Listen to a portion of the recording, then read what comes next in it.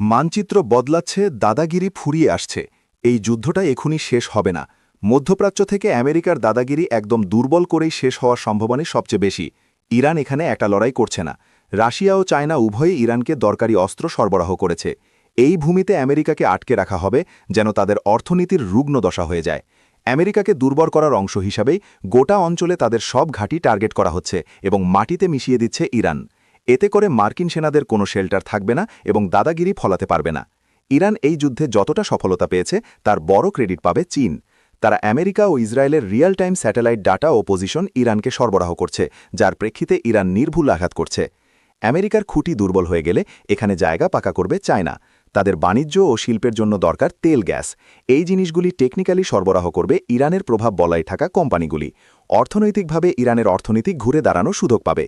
America যদি এখানে না থাকে, তাহলে রাশিয়া সহজেই সামরিক উপস্থিতি ও অস্ত্রের বাজার বৃদ্ধি করতে পারবে। এই সুযোগে চীন বেল্ট অ্যান্ড রোড প্রকল্পের প্রসার ঘটাতে পারবে, যা এতদিন আটকে ছিল আমেরিকার কারণে। এই যুদ্ধের মূল কারিগরেরা যদি চীন ও রাশিয়া না হতো, তাহলে ইরানের সাথে যুদ্ধবিরতি করতে চাওয়া মাত্র তারা সুযোগটা লুফে নিত, কিন্তু ইরান এটা করেনি। তারা আমেরিকাকে এই মাটি থেকে সরিয়ে ফেলার মোক্ষম সুযোগ পেয়েছে। ইরানকে সামনে রেখে এই যুদ্ধ করছে চীন ও রাশিয়া। তবে আমেরিকা B-2 বোম্বার দিয়ে ইরানের মিসাইল ঘাঁটির পথ বন্ধ করে দিয়েছে শোনা যাচ্ছে।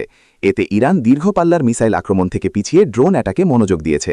তবে আশা করছি এই সমস্যা ইরান দ্রুতই কাটিয়ে উঠবে। আমার ধারণা ইরান গত কয়েক দশক ধরেই এই যুদ্ধের প্রস্তুতি নিয়েছে, কিন্তু আমেরিকা বুঝতে পারেনি। স্পেন ইতিমধ্যে তাদের দেশে মার্কিন ঘাঁটি থেকে আমেরিকাকে সরে যেতে বলেছে। কিছু দেশে পুরো ঘাঁটি ধ্বংস করে দেয়া হয়েছে। মিসাইল ঘাঁটির সমস্যার সুযোগ নিয়ে আমেরিকা তাদের সেনাদের অন্যত্র সরিয়ে নিচ্ছে।